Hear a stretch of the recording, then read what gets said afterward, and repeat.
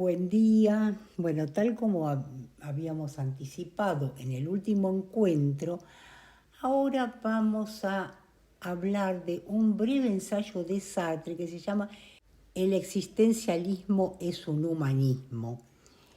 Por entonces, después de la publicación del Ser y la Nada, en 1943, y cuando las ideas de Sartre ya eran bastante populares y la filosofía existencialista se había vuelto casi una moda que abarcaba todas las esferas del arte y los aspectos de la vida, comienzan a producirse también muchas críticas.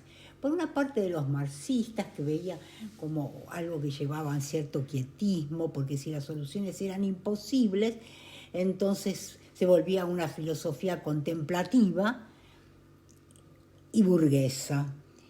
Y por otra parte los cristianos que entendían que no tomaba en serio las empresas del hombre y al prescindir de la idea de Dios se degradan todos los valores y pareciera que cada uno puede hacer lo que se le ocurra, que cada uno puede hacer lo que quiere. Otro reproche que se le hace es que pone acento en el lado malo de la vida humana. Y aquí Sartre va a responder que, bueno, que le extraña porque justamente existe una moral corriente bastante mediocre que entiende que la caridad bien entendida empieza por uno mismo y que acostumbra, por ejemplo, a aconsejar no luchar contra los poderes establecidos, porque no hay que tratar de elevarse por encima de la propia condición. Pues toda acción que no se inserta en una tradición es una especie de romanticismo que no lleva a nada. Frente a todas estas críticas, Sartre va a tratar de mostrar cómo el existencialismo es una doctrina que esencialmente hace posible la vida. Y es en este sentido que es un humanismo, tal como lo dice el título de este ensayo. Y aquí Sartre va a entrar a explicar qué entiende por existencialismo. O sea que no solamente va a hacer frente a las críticas que se le han hecho, sino que también va a tratar de aclarar algunos puntos que hubieran podido quedar oscuros.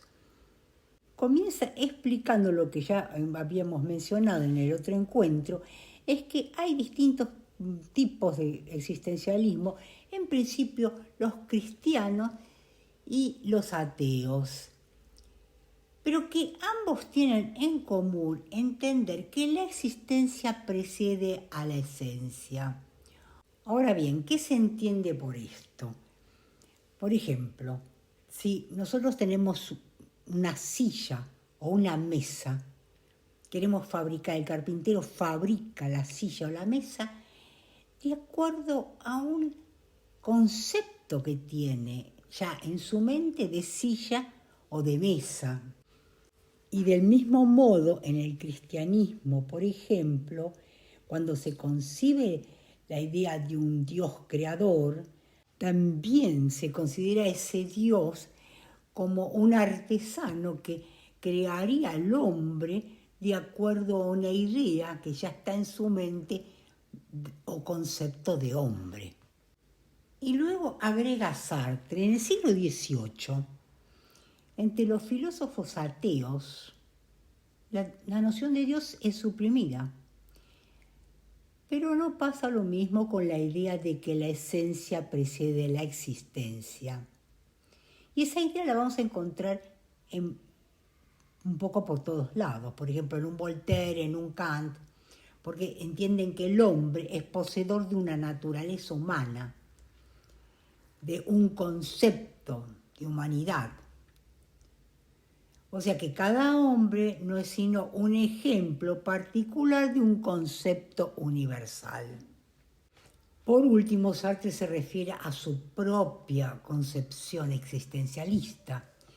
Dice que el existencialismo ateo que él representa es más coherente, porque declara que si Dios no existe, hay por lo menos un ser en el que la existencia precede a la esencia. Un ser que existe antes de poder ser definido por ningún concepto.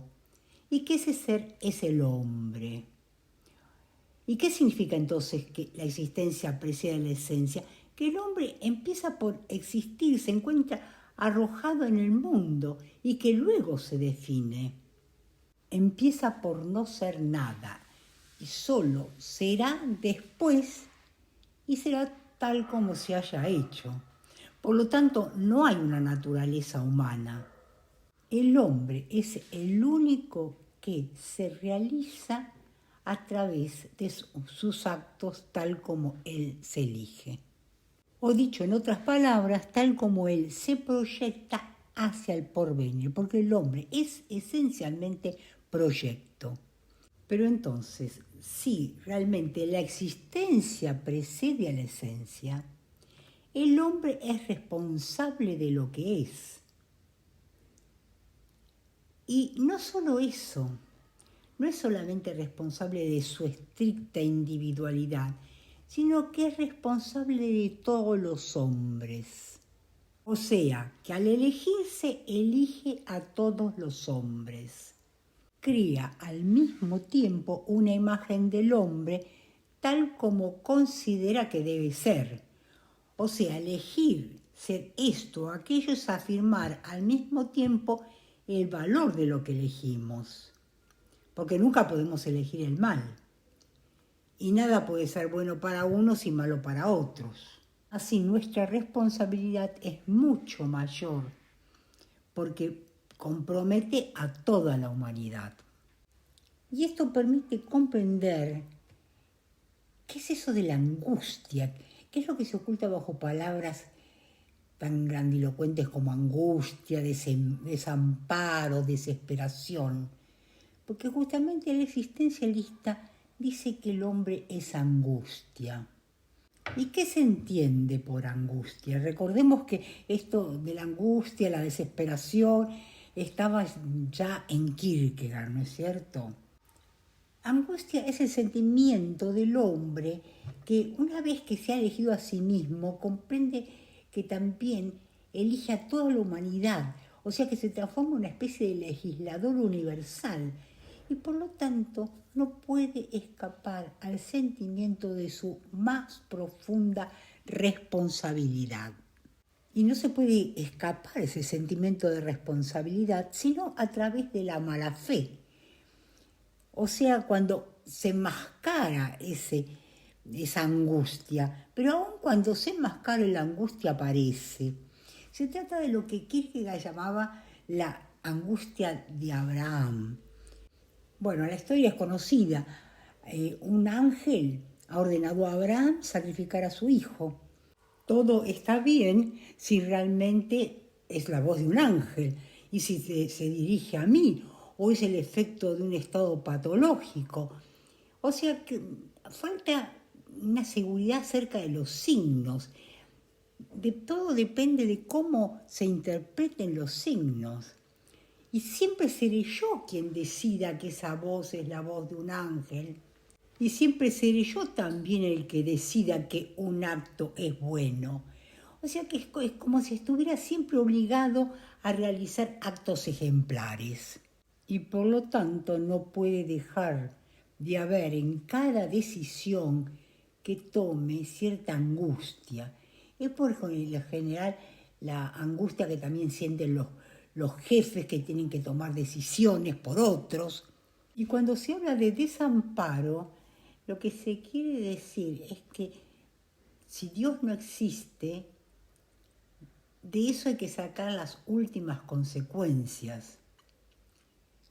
Porque el existencialista se opone a todo tipo de moral laica, que quiere suprimir a Dios con el menor esfuerzo posible. Sartre ahí cita lo que ocurre en los años 1880, donde algunos profesores franceses trataron de constituir una moral laica y pensando que la hipótesis de Dios es inútil, la suprimieron, pero advirtieron al mismo tiempo que era necesario algún tipo de moral, que algunos valores tenían que conservarse.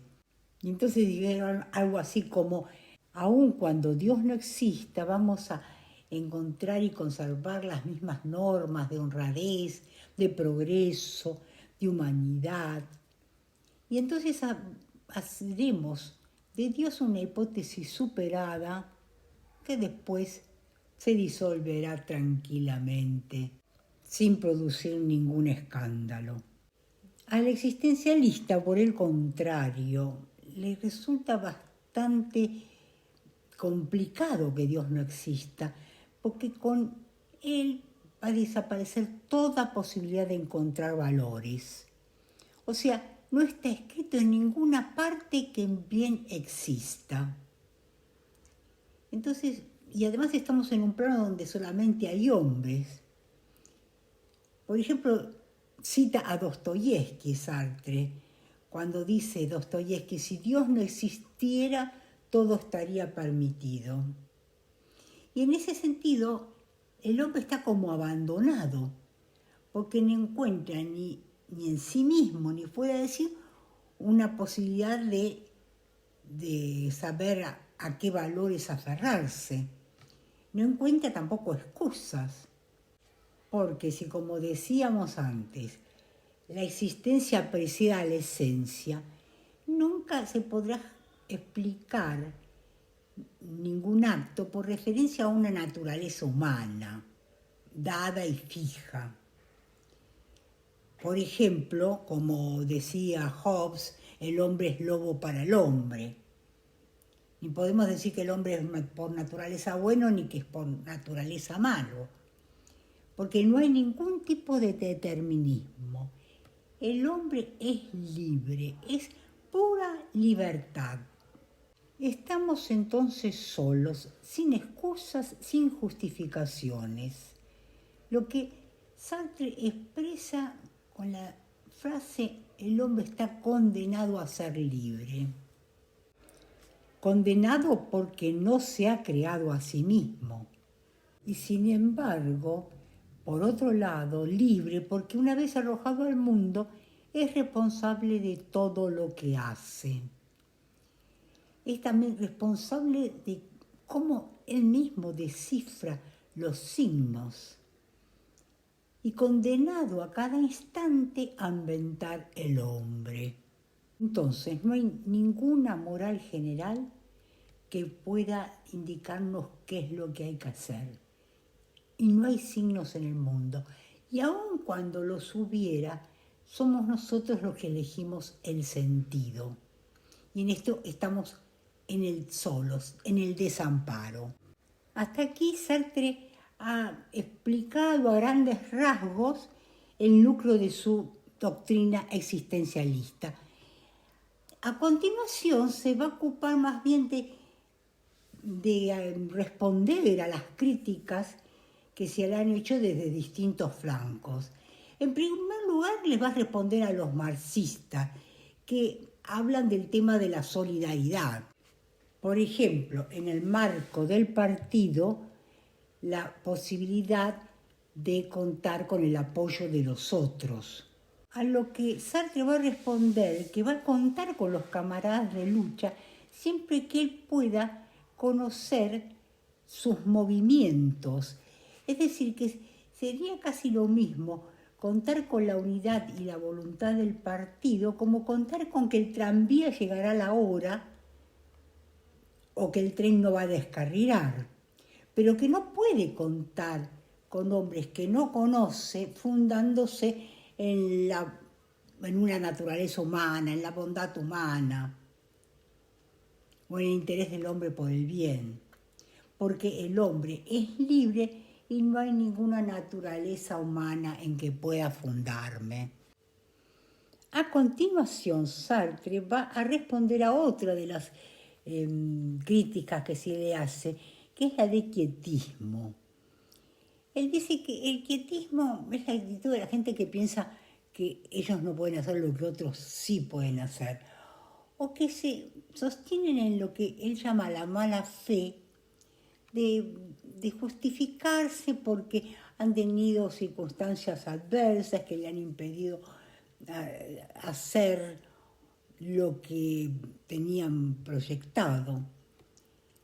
Entonces aquí Sartre va a decir que su doctrina es todo lo contrario del quietismo, porque él declara que solo hay realidad en la acción. Y va más lejos todavía porque dice que el hombre no es nada más que su proyecto. Claro, su proyecto, pero en la medida en que este proyecto se realice, porque en realidad el hombre no es más que el conjunto de sus actos, nada más que su vida. Entonces, el que se escude tras la excusa de las situaciones adversas está en realidad actuando de mala fe. Porque el hombre tiene todas las posibilidades de hacerse de acuerdo a su proyecto. Y aquí aprovecha también Sartre para discutir con otra de las objeciones que se le hacen, que dicen que su doctrina es pesimista, porque dice, justamente porque el hombre se hace a sí mismo y tiene las posibilidades de hacerse según su querer, es que esta doctrina es optimista, es de un duro optimismo, porque no es posible decir yo no lo pude hacer por tal o tal motivo, porque tengo la posibilidad. En suma, se trata de optimismo porque entiende que el destino del hombre depende del hombre mismo. Y aquí también aprovecha Sartre para responder a otra de las críticas que dice que esta concepción aísla al hombre, lo separa de los demás. En tanto, se parte de la subjetividad. Y él dice, sí, partimos de la subjetividad, pero no porque seamos burgueses, sino por una cuestión fundamentalmente filosófica. En el punto de partida está el pienso, luego existo, que es una verdad absoluta, que no se puede discutir. Es la conciencia que se capta a sí misma. Ahora bien, esta teoría que parte de la subjetividad es la única que otorga dignidad al hombre, la única que no lo convierte en objeto, como si, por ejemplo, lo convierte en objeto el materialismo.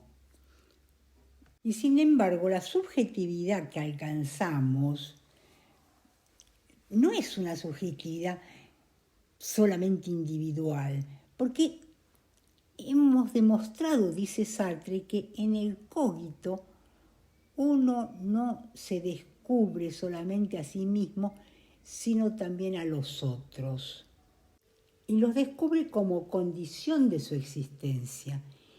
Esto quiere decir que en realidad no soy nada si una verdad sobre mí no pasa por el otro. Dice Sartre que no soy sino la mirada del otro. O sea, si yo soy bueno, honesto, malo, celoso, será porque es el otro que me ve y a través de la mirada del otro me percibo como tal.